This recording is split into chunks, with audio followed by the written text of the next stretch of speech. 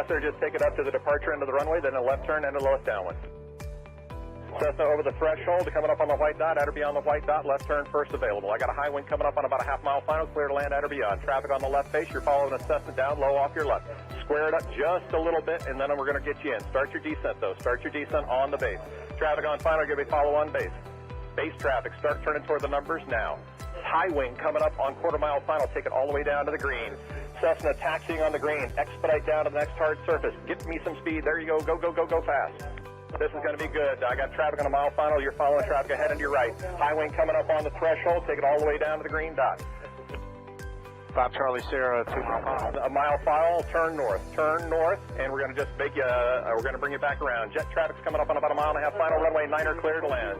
Okay, all right, let's listen up, guys. If you're on final for runway 9, I want you offset to the left. I got a jet that's landing on runway 9. The jet's cleared to land runway 9 if you can make it. If not, just continue straight ahead. It looks like you're going around for the jet. That's fine. Oh, we have one right in front of us, sir. Dragger. Let's see, what we got, a tricycle, put it down. Tricycle, put it down. Tail dragger, down to the green dot, then a left turn. Short final here, you click land on 9, all the way to the white dot, go down to the white dot. Find somebody to follow out here. Canard, just come to the runway and I might have to just send you around. That'll be fine. And for the jet, you just want to stay in this pattern or you want to go back out for an instrument approach? Stay in a pattern, Charlie Sierra.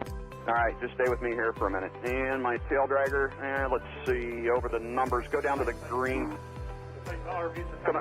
And Canard's going to have to go around. Canard, go around. And my high wing here over the runway, keep it airborne. You do not descend. You got a fast guy behind you. Do not descend. There you go. Keep it airborne. As soon as the guy behind you gets slowed down, I'm going to put you down. So keep it airborne. The one that just passed the white dot, make a left turn on the hard surface. All right, my high wing tail dragger, you can put it down now. And Charlie Sierra, let me get you about a mile off. Let's see, Charlie Sierra, I lost. There you are. Make a left-hand turn. I'll try to resequence you here on the downwinds. We'll see how it looks. Short final, you're clear to land runway 9 on the white dot. There you go. And the tricycle left on the hard surface and follow the flagman. Welcome. Thanks for being part of the show. And let's see, just find somebody to follow on the final. And as you get close to the runway, if it's not going to work, we're going to send you around and then try to resequence you. Now, who else got sent around that's not back on the downwind? The Canard? Yeah, Canard. All right, Canard, there's a Gulfstream up there that went around too. I just lost sight of him, but you're going to make kind of a left-hand turn and stay low. I think Charlie Sierra, what's your altitude? 3,200. Okay, that'll be fine. Just maintain VFR. I don't know what else is up there above you. Probably most everybody's down here, so just make a left-hand turn. We'll try to get you back here. Canard's got the jet in sight. Okay, the RV, maybe an RV-10, whatever, you're on final. Keep your speed up and go all the way down to the, aim for the green dot for me. Actually, keep your speed up. There's a guy behind you. Aim for the green dot, and I'm sure that's plenty of room for you to land on runway 9. You're clear to land on runway 9. Number 2, you're going to go down to the white dot. Follow the white dot. Actually, you know what? That's 1,500 feet. You're going to land at the white dot. The spacing looks adequate here. 2 guys on final. You're kind of tight there. Keep each other in sight, and you're going to aim for the white dot. If it's not going to work, we'll come up with a plan B. We might have to send you around. The second guy behind you out there in about a 2-mile final. Are you slow enough to be able to follow that guy in front of you? You need to go around. Well, I probably shouldn't ask that because I had about 5 guys answer me, so I should know better than that. After 35 years, you would think, right? All right, so let me see. The guy who's number 1, it's number 1. What kind of airplane is he? An RV type. All right, RV type. Keep it airborne for me. Keep it airborne. And I got a fast guy behind you. The number 2 guy over the trees there. Go ahead and put it down on the numbers. My first guy just coming up on the numbers at the over the grass at the numbers. I want you to keep T-minus 1 minute and counting. Hello.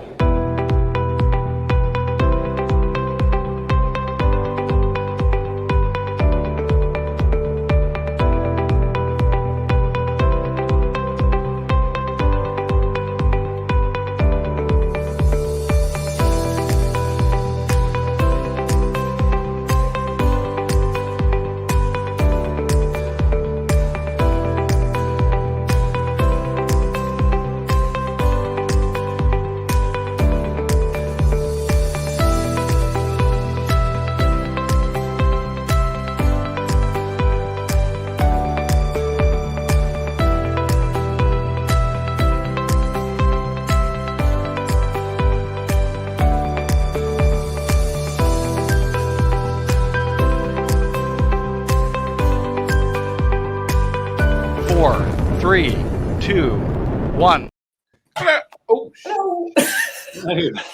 I'm in a strange place and I just hit the light. Hello. Welcome, everybody. Thank you very much for joining us this Thursday evening for the live stream in which we are celebrating Women in Aviation Week. You will be aware of Annabel Cook sitting there top right, depending on which way you're looking at your screen, but you may be less aware, but possibly not. Ivy McIver is joining us as our presenter. Bottom left, Ivy is the executive director, no less, of the SR product line at Cirrus. So all of those lovely SR20s, SR22s, SR22Ts, all of those ones, that's down to Ivy. So if you've got any compliments or questions, Ivy's the person for that. Ivy's biggest achievement in life, apart from being an absolutely top pilot and an amazing formation pilot, who I've had the pleasure of flying formation with quite a few times now, the best achievement in life is the fact that she's one of those rare Americans who actually understands British humour. So well done, Ivy. That's why we allowed you on here. Otherwise, they'd just be sitting there going, what? I don't get it. Anyway, so welcome and thank you very much. Right. Before we go any further, it is time for me to say thank you to Sky Demon for supporting the live stream. Without you, Sky Demon wouldn't be possible. That's wrong. Without you, live stream wouldn't be Sky Demon. Here's your tip of the week. It really is. Hi, I'm Rob from Sky Demon, and here's another top tip. While a route is planned on screen, the virtual radar will appear. This is the area focused on the profile view of your flight, showing obstructions, airspace, and terrain along your route. Any legs that are planned below your MSA will be coloured in red, but it's possible to rubber band vertically here just as you can with the lateral map. The altitude scale is shown here on the left, and if you like, you can drag a finger up and down to change the size of the virtual radar. Terrain is shown in two greens, the bold green in the foreground being the height of terrain directly under your planned track, with the faded green in the background being the highest terrain in a corridor either side. The width of this corridor is set in the planning options, and it's what defines your MSA. Sometimes you might wish to see a particular point from your route in the virtual radar on the main map. Double tap the route line in the virtual radar to be shown that point laterally. It works in reverse too, tapping the route in the main map to highlight that point in the virtual radar. Just like in the main map, you can press and hold anywhere in the virtual radar to bring up the What's Here menu for that point. For more information, check out our website www.skydemon.aero.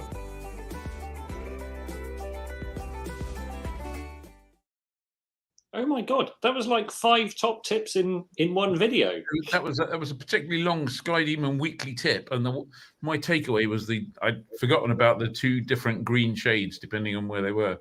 I thought it was just art before that.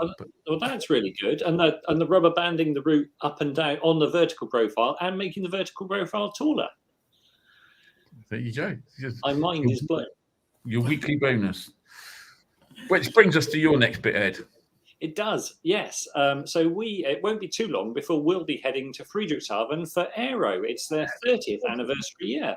And we're very happy to be saying that we'll be able to bring you lots of coverage of everything weird, wonderful, and new, thanks to the support of our friends at Continental Aerospace Technologies. So that's really great news. Great news for us. Hopefully great news for you guys. Ivy, are you going to Aero this year? I will be there, yeah. I'm very excited to be there with Cirrus Aircraft. I'll be cruising around the show, but also in the booth as well. But you'll be going, hey, look at our new airplane. That's exactly right. Everyone's going to be lining up to jump in the G7. Yes. Absolutely. We only have G7s there. There won't be any G6s or anything. I believe we will have G7s and Vision Jet. And Vision Jet. Cool. Yeah. My top tip, if you're looking to buy a Cirrus, buy a Vision Jet. They're fun. It could be applicable for the Vision Jet, where Aviator Steve says best money you will ever spend. I suspect that will probably be talking about Sky Demon. Well, yeah. The shade that Ed is throwing right now. No. A Vision Jet is a very, very, very good spend if you're in that realm. But I suspect for Aviator Steve, his best money spent is on Skydeep. Well, do you know him? Is it... I don't. I'm just guessing, but he might come back to me and go, I know. I love my new Cirrus jet. Yes, he says. Yes, is very yes. Yeah, no, there we go. Aviator Steve does have a Vision jet. There you go. Perfect. Right. So, yeah, let's find out then. Simon, Vision jet, is it going to get wet this weekend, thrown around in the wind, or beamed on by the sunshine? Well, I think it's the first one, Annabel. It looks pretty yucky. I think we're going to be struggling this weekend to try and find any vision out of the Vision jet. Really, it's not looking particularly brilliant. So, having introduced with that wonderful news for everybody, shall I show you what's going to happen? Bring up the graphics, and I'll show you if I must. We could sum it up in one word. And just before we came onto the live stream here, we were summing it up on one word, but I won't use that because we'll get a YouTube strike. But you can imagine what that may be. So first of all, what I wanted to do today, I put out an Instagram post on my Weather School UK channel last weekend, I think it was, where I posed the question, when does shallow fog become shallow fog?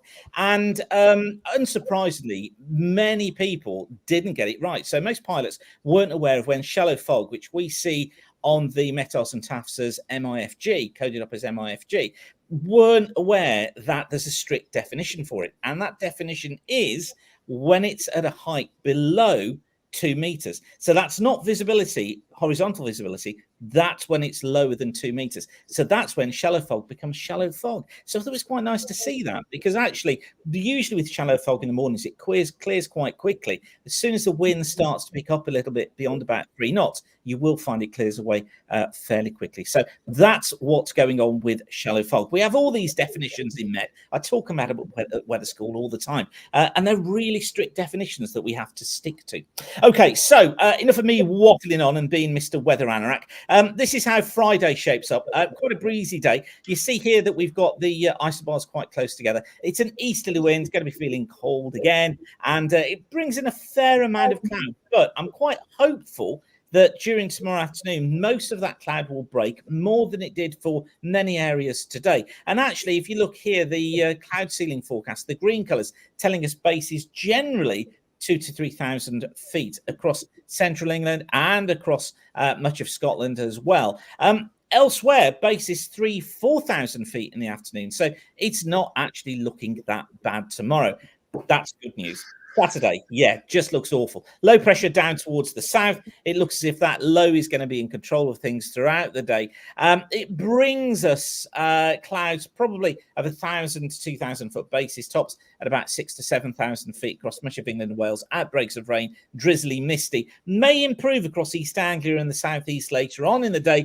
But you see there on the cloud ceiling forecast, the yellow colours stretching all the way down eastern Scotland into northeast England. Eastern parts of the country not faring particularly very well. Best of the sunshine, best flying conditions, western Scotland, it's going to be breezy. Easterly winds probably gusting though across the country up to about 25, perhaps even 30 knots. And then Sunday, well, not much better, I'm afraid. Look at that, yellow and orange colours showing us bases below 1,000 feet for many of us. Outbreaks of rain coming through as well. Really is looking not particularly very pleasant. If I can offer you a little bit of hope for Sunday, it'll be again Western Scotland, but it may also be later on the far south of England. But I have my doubts over visibility there, even on Sunday afternoon. So I reckon it's a weekend to be building up some brownie points. And early next week doesn't look brilliant, but later next week, I'm hopeful things are going to improve. And in fact, with that weather, what more could you do than attend Aviation Weather School? I've got my next Aviation Weather School coming up. It's entirely online on Tuesday evening, and that will be concluded the following Tuesday evening between 6:30 p.m. and 9 p.m. So you can book your place now at weatherschool.co.uk. I'll tell you about shallow fog. I'll tell you about all sorts of fog, how you can forecast it, how you can spot it 5 days in advance, as well as loads more. You'll love it. So, yeah, I would say have a great weekend, but I think with that weather, it's not particularly going to be, is it? So I'll just say ta-ra, and I'll see you next week. Thanks, Simon. It's okay. Thanks. Sorry to cheer you up. Rain, that would be so much. See ya. Cheers. I am so pissed off with the amount of rain that we've got in the whole of the bloody UK. Every single grass runway, well, not every single one, but a gazillion grass runways are just sitting there. Have you got any floats for Cirruses? Have you thought about putting one on amphibs or something? Sadly, no. We're actually facing some rain situation over here as well. My Citabria is on a grass field, and there's no flying for me this weekend either. So, That's no good. Boo. Grim rain. Right. Good. It's time for question of the week, and that will be Ivy. I'm so ready for your question. No, you have to give the question of the week. Oh, I'm asking the question. I thought I was answering the question. No, I'm there is only one misinformed. answer. All right. Well, there is only one answer to this question. So correct answers only in the comments. Track up or north up. Question of the week. Very good. It's not really a question, really, is it? Yeah. It's more of a statement. It is. Track up. Yeah, I mean, some people are entitled to their wrong opinion, but there's really only one answer. Is it a bit like round Earth or flat Earth? Track up or loser? Unless you're flying north. There's also only one answer to the question of, are you a member of the Flyer Club? As I'm sure Ivy is. And yeah, I'm sure that everybody here tonight will be a member, but if you are not, then there's nothing more that you better value for £5 a month. For that, you get our webinars. If you've missed any of the webinars, they're all available on Catch Up. The next one is coming up next Tuesday, where we have Frank Verton talking about keeping fit and flying. And I still haven't asked him if he's going to wear Lycra. This month's, no, I hope not. This month's free landing fees, which you also get as a club member, are with Straven, Spanho, Wickham, which where you can also get 10% off in the cafe, Carnarvon and Blackpool, who are offering 40% off landings or free landing with fuel uplift of 50 litres. And I did some really quick sums, and if you did all of those, you would at very least cover your annual membership fee. So there's no excuses.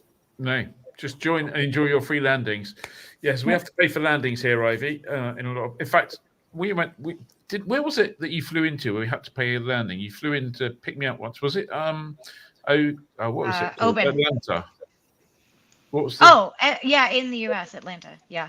Atlanta Hartsfield, it was $21. $21. The busiest, yes, the busiest airport in the world in a tiny airplane, and we landed there, and they said that will be $21, please. But, so we could test that. So we could go to the busiest airport in the UK. What would that be? Heathrow, and see if we get a $21 landing fee. Yes. Make sure you take cash. Okay. You can't even park at Heathrow for $21, can you? Yeah. Right. Can we call out John Murphy and his comment, which I was very appreciative of? John Murphy, what? Just like orienteering. Yes, that is the best answer, actually.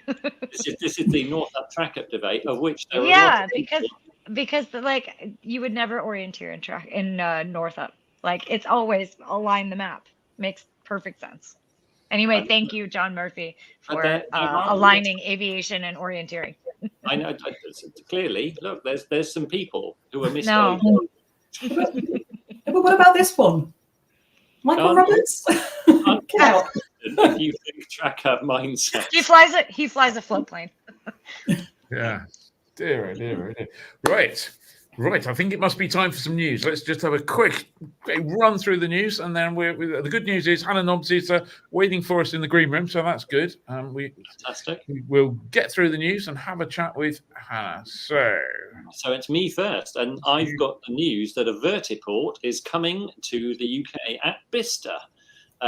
Bicester Aerodrome is to have its own vertiport for electric air taxis provided by drone specialist Skyports. They're expecting it to be operating by the end of 2024, and it'll be located adjacent to Bicester's existing grass runways. One of the users is expected to be UK eVTOL developer Vertical Aerospace, and apparently they're going to be conducting demo flights and take part in testing the ground infrastructure. Duncan Walker, Chief Executive Officer of Skyport, said our vertiport at Bicester Motion is ideally located to serve as a central hub to the UK's advanced air mobility industry and be a key location for early demonstration flights in the UK. Did you when you said expected to be in place or expected to be active by the end of 2024. Was that a typo or something? Did you mean 2024? Well, I guess they can put the square down for the vertiport, so that the square, the vertiport will physically be there, but whether they'll have any things to verti out of the port, I don't know. Okay. Yeah. Okay. Well, that'll be interesting to find out, won't it? That's interesting news on top of the stuff that we reported on from Bicester a couple of weeks ago, which was all of the people getting kicking everybody out. Yes, indeed. There you go. Kick everyone else out.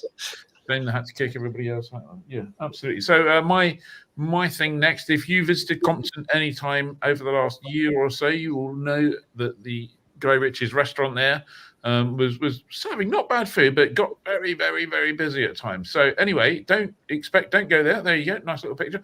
Don't go there at the moment. It just closed, I think, on the 4th of March, and it will be reopening in April, rebranded as the Smokehouse. So new restaurant, new menu, new everything else coming. So hopefully that'll be a bit slicker. I'm not entirely sure what kind of smokehouse it'll be. Not cigarettes, obviously. But lots of good stuff. There's also just in case you're in America in a place, is it what's that island called? HHI? Oh, St. Simon's.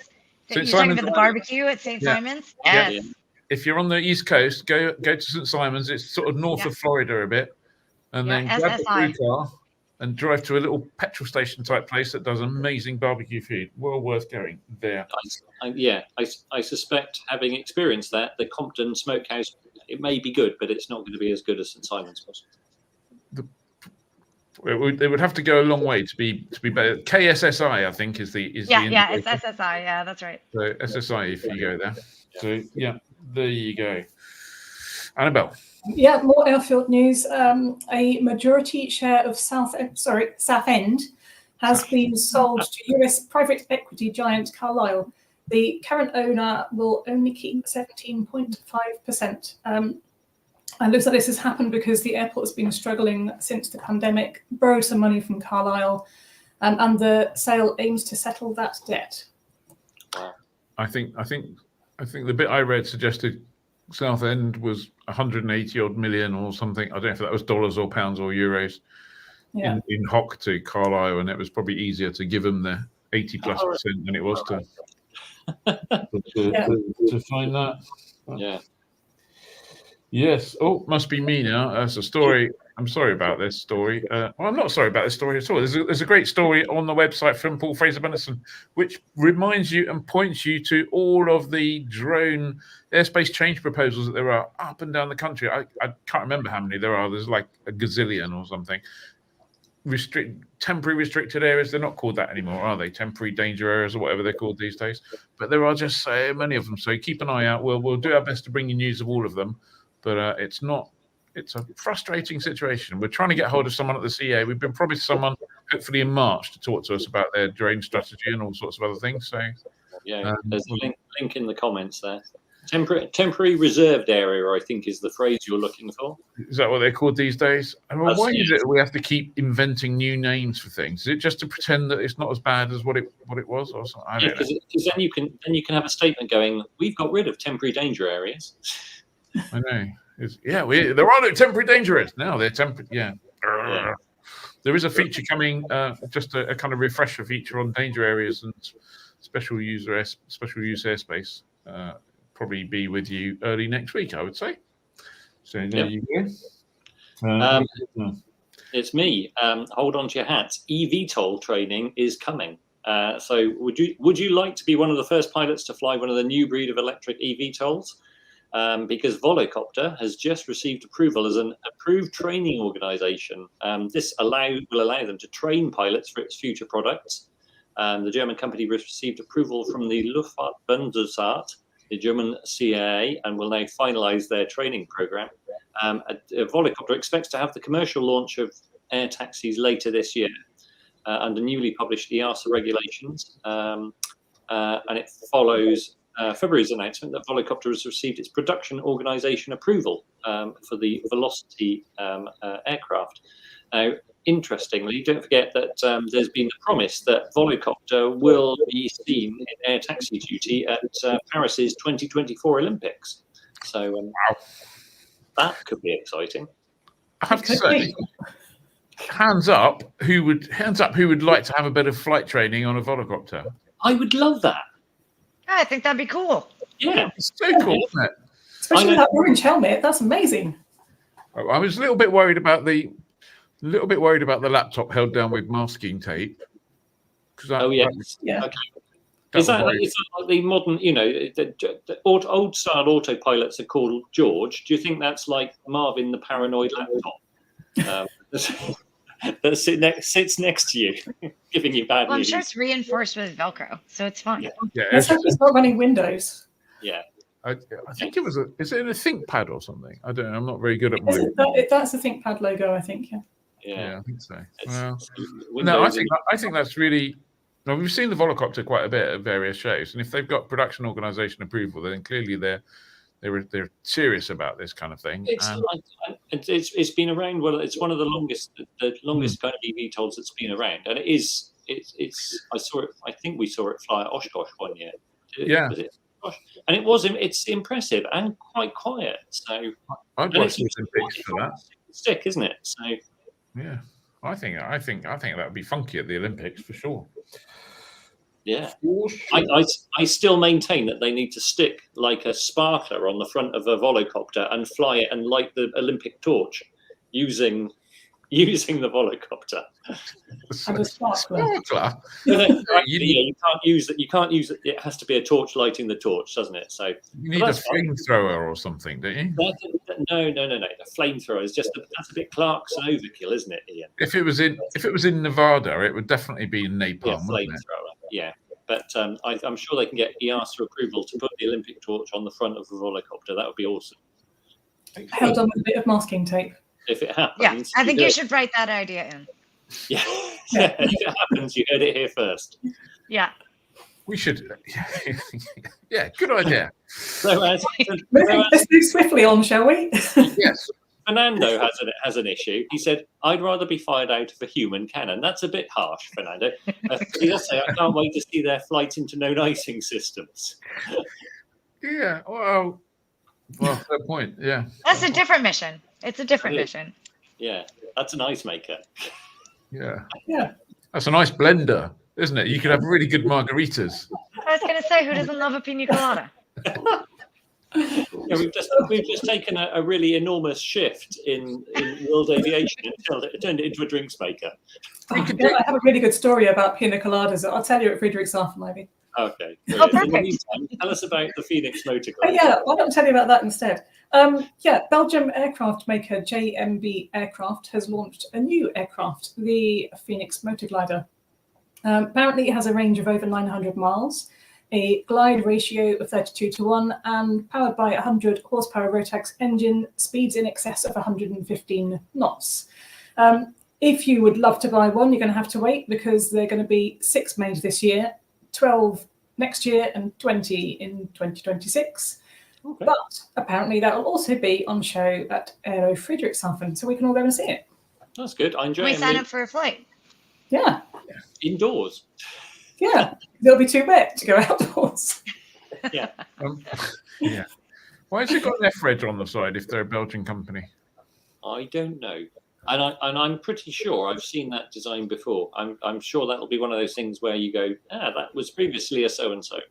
Because JMB, they took the Lancer Evolution and took that in-house, didn't they? So maybe they found another good product to add to their collection of things. So. Yeah, I mean, I know that motor gliders are like really efficient, and the Grob 109 is like this super low cost touring aircraft that you can waft around everywhere, even though the wings like. And I know, I don't know. I need to import some American excitement for that particular genre of aircraft. What about the jet powered ones? The jet powered gliders? Yeah, they're quite exciting. Actually, that said, there is a Pipistrel. I'll talk about those in a minute. There's a Pipistrel glider. I think it's Pipistrel, little 2-seat side-by-side thing that's basically electric engine with the batteries recharged with solar panels. That's quite nice. Apart from the fact that it's raining. Is that the APIS B, isn't it? I'm not sure. Probably I'm just it's nerd knowledge coming out there. I'm not sure, but I do quite like that idea. Talking to Pipistrel, there was a thing I spotted on Facebook today, actually, that the Pipistrel Bellis Electro has just they've just built their 100th example of the electric certified aircraft. So that's brilliant. Good on them. Good on them. And I hear in the US you can finally use electric aeroplanes for training. It's just yeah, that just got approved as an LSA. Yeah. So little it is. I think we flew one. What was it? A year and a half ago, maybe 2 years ago now. I can't remember. Two and a bit now. 2 and a bit years ago. Yeah, we flew one 2 and a bit years ago. And it's a great airplane, but it's clearly the first step in a. But you have to take that first step. You got a first step somewhere. You've got to take the first step. We can't all be Olympic champions straight out of the gate, can we? No. And rounding up the last of news. Yep, rounding out the last of news, the American is going to remind all of the Brits out there that March sees the last few weeks of the CAA electric conspicuity rebate. Conspicuity, new term for me. The rebate is up to £250 towards the purchase of an installation of an electronic conspicuity device, and that ends on the 31st of March 2024. All the Brits are laughing at me because just a couple of weeks ago, flying with Ian, they told me to squawk conspicuity, and I looked like a deer in headlights at Ian and said I have no idea what that means. So conspicuity, new to my vernacular. Anywho, you can claim this on EC items, including the ADS-B out-capable transponders, a certified GNSS source for Mode S ES transponders, such as the Trig TN72, the FLARM, the Power FLARM, the pilot-aware Rosetta FX, and the U Avionics Sky Echo 2. So aircraft owners looking to claim must hold a UK-issued pilot's license, and that does expire the 31st of March. Could you say power flom for me again? Power farm! In the most American accent as I can possibly muster. It's the power farm. No disrespect to flam or power flam, but power flam does sound like an awesome kind of kitchen blender, doesn't it? It does. I'm pro flarm. I am so pro flarm. I think the flarm is super cool, and I just love saying the name flarm. Flarm. What I'm most about is that you can pronounce, and this should be question of the week. Can you say conspicuity? Conspicuity. Conspicuity. It sounds better when you say it. Yeah. The power flam, you just know it's got to have Nerf guns or something with it, don't you? Yes. Right. On that basis, have we got any more news, or have we nailed you? We've really done. I don't know how you could follow up the conspicuity news. No. That's just an example of, frankly, that's an example of the bloody CAA in the UK thinking, I know, these wheels are round, let's reinvent them, we can make them rounder. So, squawk conspicuity, and everyone's going, squawk conspicuity, and everyone's going, squawk. You know, you touch the PTT, your voice, your brain goes to mush, and you go, and it's like when they said, we used to have like flight information service, and we used ICAO terminology like the rest of the world. And then they go, oh no, let's call it basic service, traffic service. And now let's not forget golden, the brilliant one, how we replaced millibars with hectopascals. Hectopascals, yeah. More syllables is better. Yeah.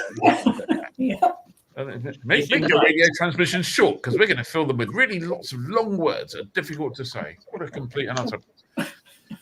Do you reckon there's a department within the CAA? What they used to be the gold plating department, when that closed under Andrew Haynes, they turned that to the rounder wheel invention department, didn't they? Probably. Is this the full run, Ian, or a mini run? No, this is not a run at all. That is just pure factual reporting, I'm afraid. Anyway, I'm going to stop myself before I'm going to bring Hannah on. There you go. I'm going to. Evening. Follow that, Hannah. Can you say conspicuity? I never have to, because we just keep the same squawk. What is it? And then we can all copy you. So the answer is no, then, is it? Yeah, the answer is no. Excellent. Well, welcome to tonight's live stream, Hannah. For those who don't know you, Hannah worked as a rotor systems design and development engineer on the AW169 and the AW189 for Westland, which is now Leonardo, before learning to fly them. She is now Dorset and Somerset Air Ambulance's first female helicopter pilot. So yeah, welcome, Hannah. That's a heck of a career you've had. It's been a bit of a whirlwind, if I'm honest. I've been in this role now for just over 2 years, and it still feels a bit surreal. Yeah, I bet. So let's go back right to the beginning. What first got you interested in aviation? I really struggle with this because I had no connections in family or friends of family that flew. So really, it's probably just the helicopters that flew over the house. I discovered that there was an air ambulance toy that was over my cot. I found that when I was about 25. So I might have been subconsciously sort of led towards it. But we went to the Western Supermare International Helicopter Museum, which if people haven't been to, I love it. It's absolutely fab. It's very British. Lots of random bits of helicopters.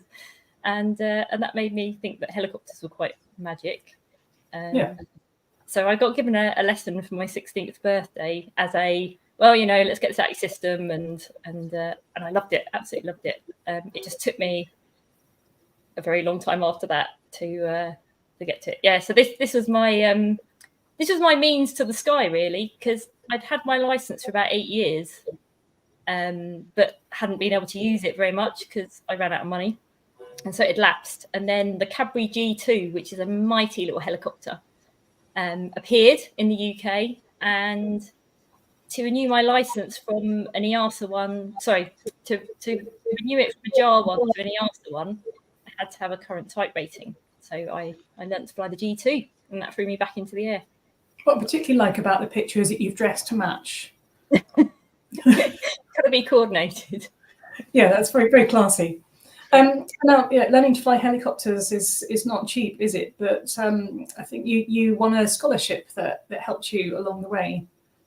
Yeah, I mean, today's quite a poignant day, actually, because my instructor and mentor, Dennis Kenyon, we took a memorial plaque down to Shoreham Airport today for him. But he absolutely changed my life. He was a aerobatic helicopter pilot, used to do manoeuvres that I think most people shouldn't or wouldn't be brave enough to do. He made them dance. But he had a scholarship in memory of his son, because his son had sadly passed in a helicopter accident. And I was one of the many hopefuls that applied for his second scholarship. And I didn't actually hear anything for 2 years. So I assumed that it wasn't happening. But I got called for interview, and that funded my entire private license. So that was a massive, massive step up. But not enough to get to be able to be employed. So it then took me a further 15 years, and with a scholarship from the British Women Pilots Association towards my instrument rating, to get to a point where I could be employed.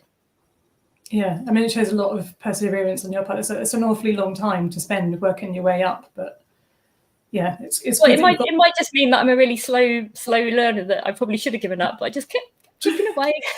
I don't think so, Hannah. I don't think so.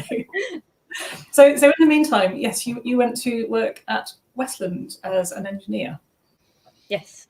So how many women engineers were there when you first arrived? Well, there were 2 of us that started on the same day, and this was quite funny because we were in a tiny little side office in the main engineering building, and that whole first week, just all these faces kept appearing at the window to have a look in. And the other lady was very blonde, so I think we were quite a novelty. So that there weren't many. It was probably not quite 10% back then. I'm not really sure it's much more now, which makes me quite sad. But it was just an absolutely fabulous place to be. Lots of different projects going on. The fact that the aircraft are manufactured on site meant that when there were problems in the build phase of the design, somebody could come and wave a component at you at your desk and say, why is this failing? Or why is this late? But I think when I first started there, I thought I was going home to to a place where everyone loved helicopters, and then I started to realise that maybe they weren't as enthusiastic as I was about helicopters because it was just normal for them, whereas I was really excited to be around them. Hannah, sorry, just to interrupt you just for a second. Which bit of did I read that you worked on the rotor head or the rotor design at some point? Yeah, so I was in various different departments. I started in the preliminary design department, so that was taking mission requirements and then working out what an air vehicle would look like to fulfill those, and that was a lot of performance engineering. But then I went into the rotor system design development. That was structural engineering. Yeah, so that's one of our rotor heads. That was me standing in a field at about 2 o'clock in the morning, by the way. I thought the stars were pretty. So that was looking at the structural integrity, so the strength and the fatigue life of the control components and blades. And that was everything right from analysis to doing the testing on benches, and then support. I didn't get to go on the flight tests, but I got to support the flight tests and write the reports. So it was really exciting to see the whole product life cycle, really. Given that, like, at least from an outsider point of view, the whole rotor thing in helicopters, when you're trying to understand the principles of flight and the way they're like flapping and moving and doing all that funky stuff, seems to be like the real magic source of a helicopter. Is that like the pinnacle? Like, I was involved in the rotor design, as opposed to, well, I just figured out how to make the throttle work on the collective or something. Well, it's funny you say that, because old me would have said that is the pinnacle. I mean, they're all critical components, so they have to work, and they have to work in a way that you expect them to. But then when I went and did the 169 type rating, which was a 2-week ground course, the rotor system was covered in half an hour of that 2-week ground course. Oh. And most of the effort was spent on the avionics. And so from the flyer's point of view, from the pilot, that stuff just works. You're not really supposed to think about it. Whereas, that's because you did your job properly. It just works. I do hope so. It is. I still get quite a thrill when because the AW189 was my baby. I saw that one all the way through its design and development, and when I see the Coast Guard ones flying now, I'm still quite thrilled to know that you've contributed a little bit to it. Yeah. And you hope that it carries on working. There is that responsibility that you feel. Yeah. But you were involved in the initial design of the AW169 as well, is that right? Yes, yeah. It feels quite bizarre, because I remember I'd only just gone out to Italy, so my Italian was not great. And I remember asking my boss what the words I was hearing was, because I kept hearing the same words. And it was basically the head of vehicle design and the strategy head swearing at each other because they were disagreeing over certain aspects of this helicopter. And it was just fabulous. We had a mock-up, bits of wood, and we were messing around with where the doors were going to be, whether the fuel was going to be under the floor, if it was going to be up around the sides, how many blades there were going to be. And I spent a lot of time. I was a little bit in awe of talking to HEMS pilots to see what their requirements were. And so all the people, and sometimes my colleagues say, oh, the 169, great helicopter, but was designed for VIP. It wasn't meant to be a HEMS aircraft. It's quite big. And I say to them categorically, it was absolutely designed from talking to HEMS people. And I mean, there are things now that I know about flying it that I think, well, why did that seem like a good idea at the time? But yeah, it was designed to be a HEMS aircraft. So when you had those conversations, did you already know that you wanted to do that job, or was it those conversations that put that idea in your head? No, I think I ever since I saw what helicopter was, that was the job I wanted to do. Yeah. But I could not see a way to get there. I couldn't join the military. I wore glasses, so eyesight wise, I did actually pass the requirement for NAV, but then but not the aptitude test for NAV. And was it North? I was just going to ask that. Really made me laugh, because there was one of my colleagues. We share a moving map iPad software, and one of them likes it on North Up, and it drives me mad because I have to keep remembering to swap it back to the correct way in my mind, which is Tracker. Excellent. Otherwise, I get very confused. Yeah. So you left Westland, and then you worked for the RNLI for a bit, and then you went to work for the CAA on a really interesting role as well, which was developing regulations to enable commercial space flight. Yeah, this was a really exciting time, and when I joined the team, my role was supposed to be looking at the safety case for horizontal launched vehicles that were going to launch rockets in space. So that's basically Virgin Orbit. And I was going to be looking at the 747 and the wing attachment where it got the pylon for the engine mount and where they were going to strap the rocket. So that's what I thought I was going to do. In the time I was there, big government decisions meant that the UK Space Agency were no longer going to be the regulator for vertical launch rockets. And that was going to come to the CAA as well. So we went through this big 18-month change where the CAA became the regulator for all space activity from the UK. And while that was happening, we still had people that wanted to do the development activity and wanted to launch rockets. And there was this tiny paragraph in the Air Navigation Order, Article 96, for the enthusiasts of regulations out there, that covered rockets. But it was designed to essentially stop people throwing rockets at aircraft. So it couldn't really fulfill what was needed to allow people to, or rather to safely regulate what people were trying to do with bigger and bigger rockets. So I spent quite a lot of time trying to recraft that article. So my claim to fame is there are words of mine now in the Air Navigation Order that enabled people to try and do that development activity. And so it did a lot of safety case assessment and looking at going up to visit very, very in the wilderness in Scotland. And I went out to Benbecula, which was quite an experience. So yeah, I loved it. And it was while you were doing that job though that working for HEMS actually started to become a reality though. Yeah, so I'd started to see there being a path towards this. I mean that is one of our good weather days, that picture. I'll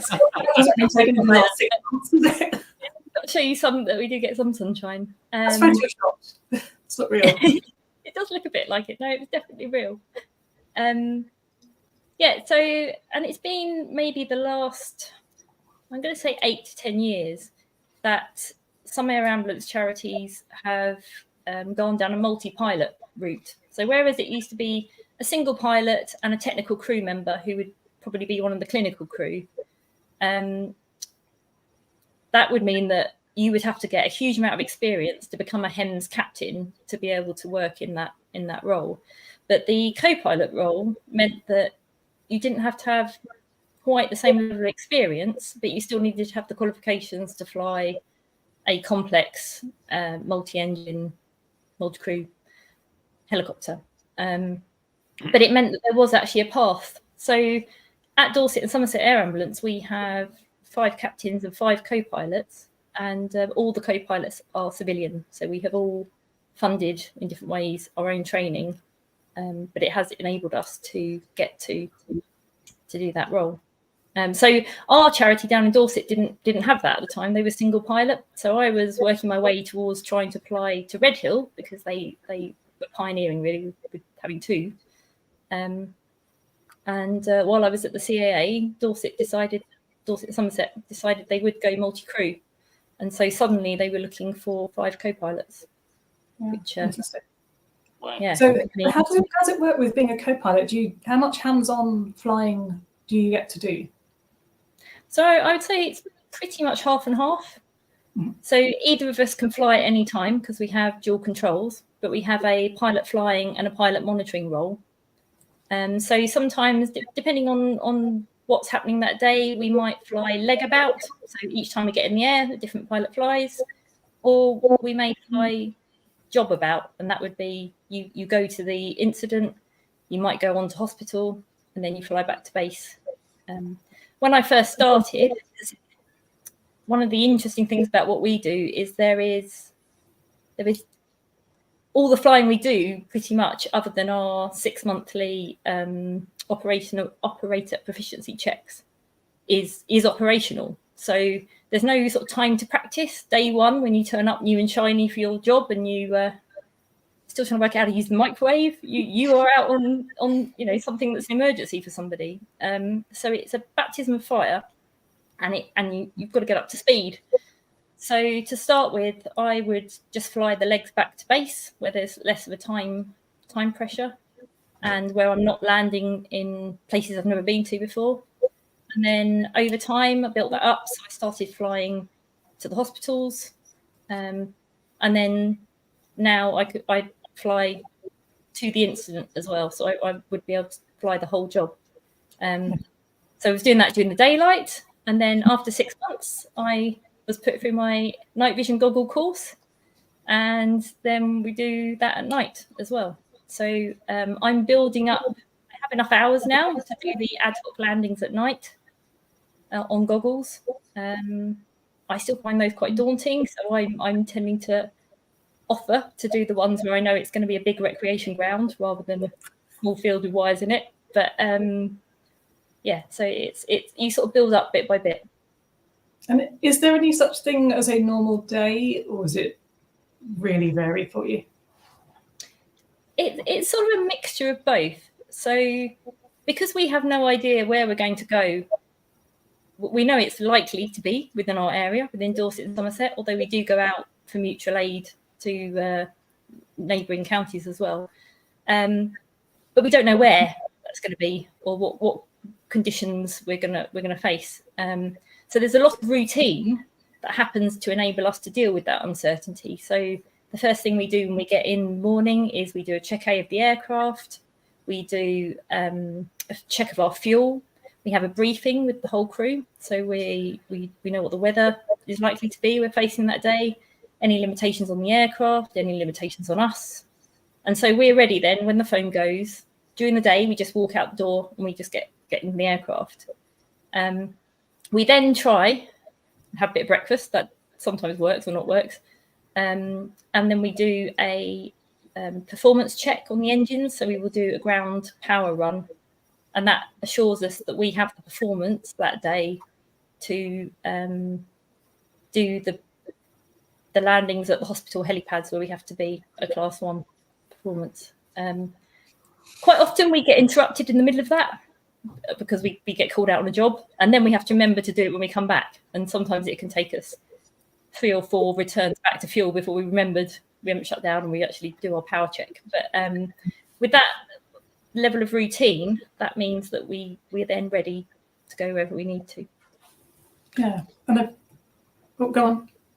I was going to say, is that's done in Dorset? Are you purely a medical helicopter, or is it one of the ones that's sort of part police and part medical? No, we are a dedicated medical. So we are what we call HEMS, Helicopter Emergency Medical Services, rather than the air ambulance role of we do transfers, but not very often. Most of ours are we're basically taking the hospital to the patient. So quite often I get asked, well, why are you on the ground for so long? You know, if it's an emergency, why are you there for an hour sometimes an hour and a half? And the reason is we're bringing everything that you can get pretty much that's in an emergency department or in an intensive care unit. So we always have a consultant that can anaesthetize. We've got a critical care practitioner, and they've either got a paramedic background or a nursing background. And so that team, the critical care team's got the skills of the people. And then we have a ventilator. We've got bloods we carry so we can do transfusions. So patients are being stabilised and treated. The treatment starts when we get there. We're not having to rush them to hospital. And that then means everything is more stable, is calmer. We can then get them to the specialist unit that they need. So we may not go to the nearest hospital. we may take them to the major trauma hospital, which in our region is either Southampton or Bristol. Yeah. What are your challenges for landing on the helipads on the hospitals? Is one more challenging than the other, or are they kind of designed to be similar? So the newer ones are a lot simpler because they are slightly away from the hospital, which gives everything's a lot calmer. There's not sort of people around. One of the most exciting ones is Taunton Hospital, because the helipad is on a roundabout directly outside accident and emergency. I mean, it's great for photos, but it is very close to people. So they are fantastic in the way they manage this, and they have the porters come out and they close off all the roads and keep everyone in the buildings until we've landed and offloaded the patient. But it does mean we have to be really aware that we're not taking too long, because it's interrupting the flow of traffic and things. So we try and make sure we are getting in safely but as efficiently as possible, so that they can then let everyone go again. So it does become quite an issue to manage when they're that close to the hospital. Our favourite one, it's a bit flippant, but our favourite one is Southampton, because that has the 24-hour aviators lounge, which is the Costa coffee shop.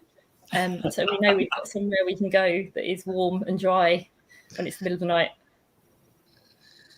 Yeah, and I've seen you've shared photos and videos of various places that you've landed. I mean, other than a roundabout, what would you say is the most challenging flight that you have done? So I won't claim credit for the landing because it was my captain that did this one, but I've been into Hinkley Point a couple of times, which is the power station that's being built down in Somerset, and that is a crane festival. I stopped counting the number of cranes. There were so many, and on a really blustery night when you're being bounced around, that was quite challenging. We've landed in some quite interesting places. So Guy's Marsh Prison, that one was quite a experience, because we were in a little astroturf right next to the wing with the prisoners in, and they were just hanging out the window yelling abuse at us, and we were a sort of captive audience because we're stuck in this. I was very glad there was a fence around us. I'm going to jump in a little bit here because we're kind of starting to run out of time, but there's a few questions that I'm going to fire, if that's okay with you, Annabel. Yeah, go for it. Okay, so there you go. Does the AW169 have a special autopilot for HEMS? It's a very good question. We have a very sophisticated autopilot.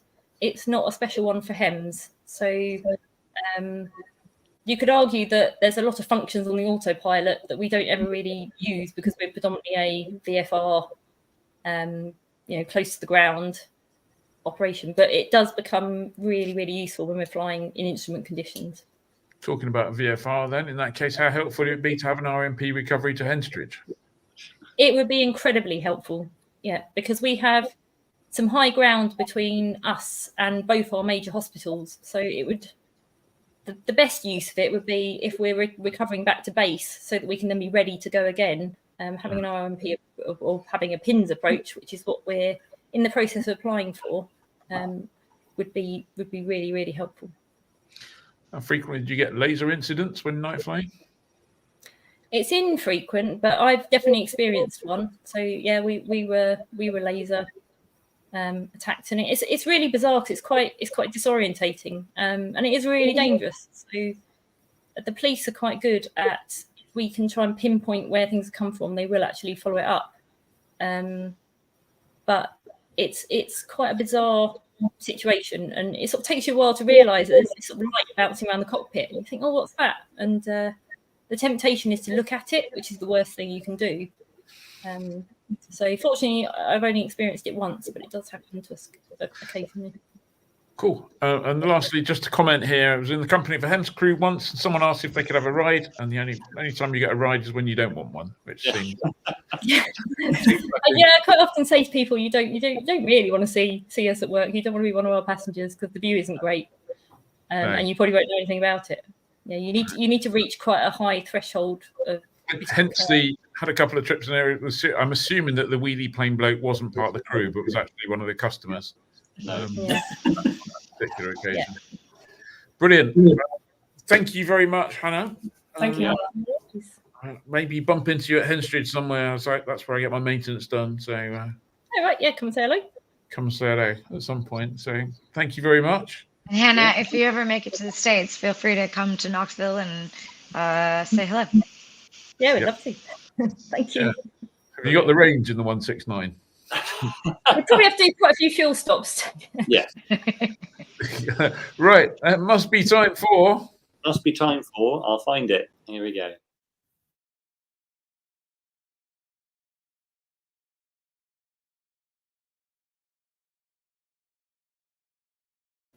As Nick, oh, nearly got it right. There we go.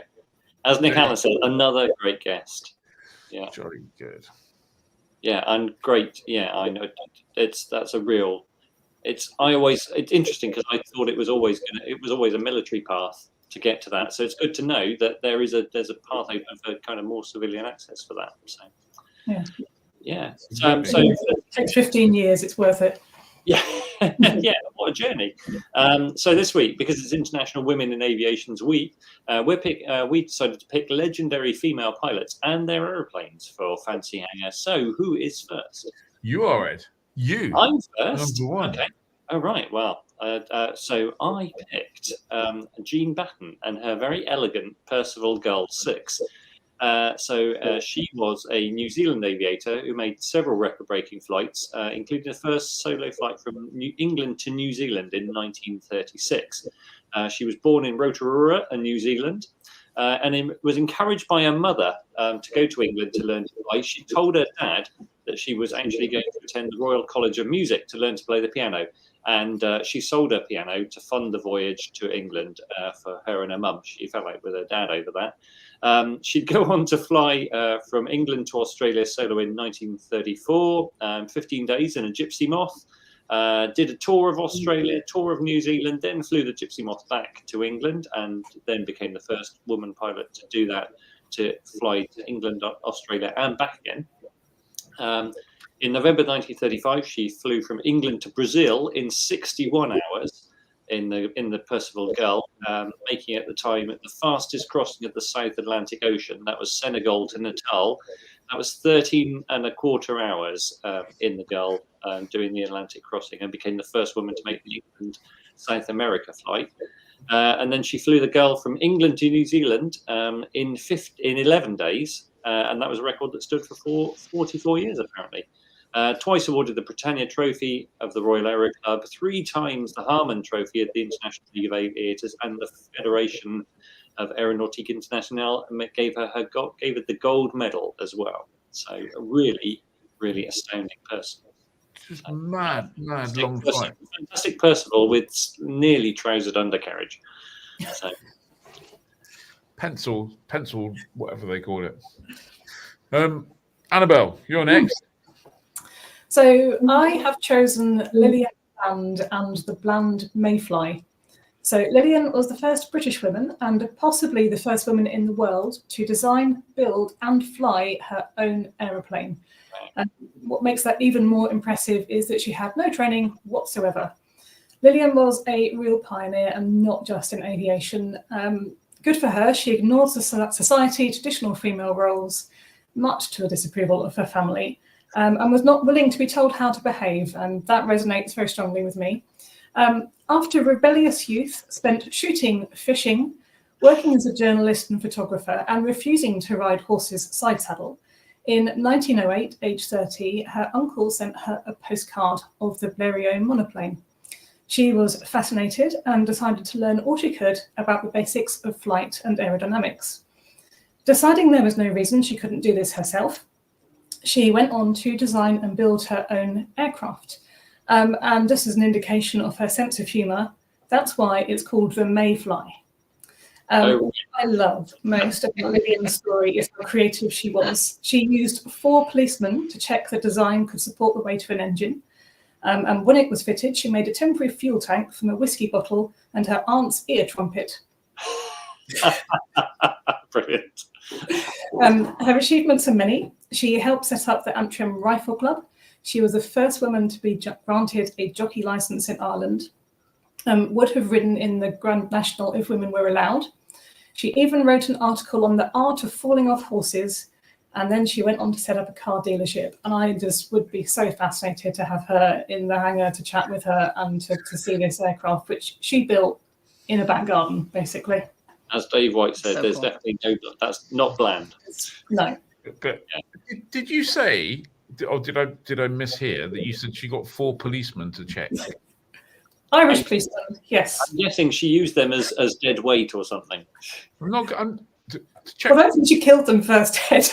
Oh, sorry, I misunderstood. I misunderstood talking about the weight of the engine. I thought she went down to the police station. Can you do me a favour? Can you check out the structural integrity of this thing I've just built?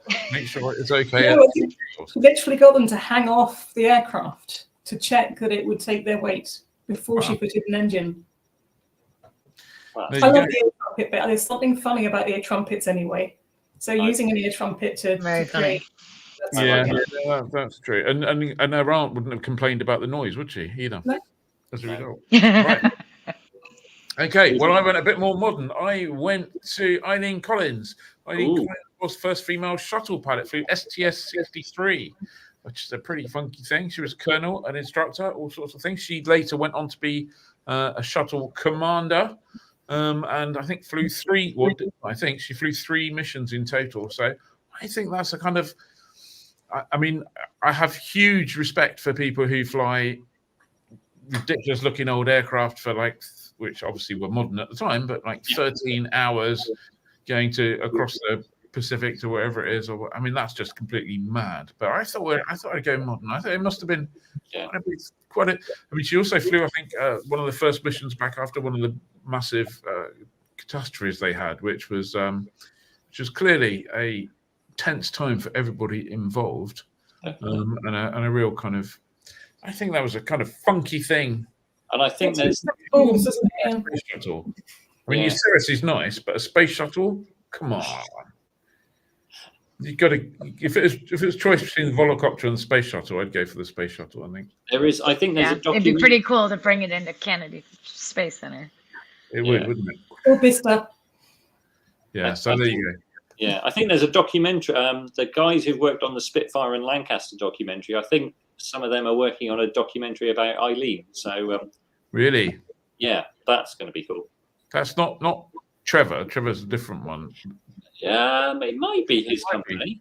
Yeah. Okay. Yeah, I'm pretty sure that's in the works. So that just leaves Ivy. It does just leave Yes, Ivy. that's down to me. And in my fantasy hangar, it is Louise Thaden and her stagger wing. So Louise Thaden was born in Bentonville, Arkansas in 1905, and she got her pilot's license in 1928. She was actually the first woman licensed in the state of Ohio. So it's the first woman to receive her pilot's license in the state of Ohio. In 1929, she was the first pilot to hold the altitude, endurance, and speed records simultaneously. So she was out kind of chasing her dreams. And in 1936, the Bendix Trophy race took place, and it was the first year that women were allowed to enter the race and compete against the men. And the race went from New York to LA, and she entered in her stagger wing, won the race overall. She set a world record at the time of 14 hours and 55 minutes, which I think is quite quick to go from New York to LA. Yeah. You know, I think I'd be hard pressed to do that in a Cirrus, but she set the world record in the stagger wing. She came in first overall, and the second place competitor, who came in 45 minutes behind her, also a woman. So in that first year, there was 2 women, came 1, 2. Tying it back to Eileen Collins, just a little tie-in. In 1991, Eileen Collins actually carried Louise Thaden's flying helmet into space on the space shuttle. So a little bit of old and new there. And now when you fly to Bentonville, which is a absolutely great airport in Northwest Arkansas. It's the home of Walmart, which is, I think, where the money came from. But the airport is gorgeous. They've got a great restaurant. and beautiful flying school and a showcase hangar. Anyway, the airport is Thaden Field, named after Louise Thaden, and the brilliant restaurant there is actually called Louise. So that's who's going in my fantasy hangar. Do they have greeters when you land at the airport, like they have at Walmart? That would be good, but no. Yeah. They do have a lot of good merch, though. A lot of good merch. I bet they do. Okay. So, in the comments, quickly run through. Dave White. Mike Roberts says Gina Yeager. Dave White says my nomination is Marta Bone-Mayer, SR-71 flight test engineer and pilot, twice a member of the US aerobatic team, unlimited aerobatic team. That's very cool. Has to be Amy Johnson. Pancho Barnes and her mystery ship would be a great choice. Lyndon says Ed wins. Thank you very much. Lillian Bland, good choice. Annabelle wins. Catherine Stinson says Paul Fraser Venison. Steve Baker says any of the girls, and that's all they were, who flew the plethora of aircraft during World War II, all the ATA pilots, things like that. Yeah, that's true. And lots of people kind of forgotten. Agree with Steve. What an amazing crew those ATA girls were. This is tough this week. Ed wins, but they all deserve. Steve Baker wins. There we go. Annabelle wins the contest. All winners tonight. Ivy tonight. Annabelle wins. Annabelle. Oh, it could be Bland and her Mayfly. So hard to pick a winner. Oh, Jacqueline Cochran. Yeah, in her borrowed Sabre set several speed records. And the Canadians lent her the aeroplane because the US Air Force wouldn't. This is crazy. She can't borrow that and set these speed records. So all-way tie. I think there's a huge amount of good stuff going on there. So, and I like the fact that it's for the first time ever we've had a fancy hangar where two choices have some synergy. Like Ivy says, the fact that Eileen carried Louise Theden's helmet into space. That's next level nerd. That is. Good research. Well done, Ivy. Yeah. Absolutely. Good stuff. Fantastic. So just a couple of events to run through. There's Gasco Safety Evening on the 19th of March at Wickham. Pilot Quiz Live in Madrid on the 16th of March. But that's it really for events at the moment. And obviously check out Flyers event webpage for all the latest stuff on that. So. It just leaves me to say thank you very much for watching. Thank you very much, Ivy. Thank you very much, Annabelle, Ed, and everyone else out there. We look forward to seeing you next Tuesday, which will be the medical webinar. If you remember, that is next Wednesday for the live stream extra. Next Thursday, I won't be around next Thursday, but the team will be. And have a good one. Enjoy the little bit of nice weather there might be, but mostly it will be rain, I expect. So enjoy the rain, and we'll see you. We'll see you then. So, thank you very much. Always a pleasure. See you all at Aero. See you all soon. Bye. Bye.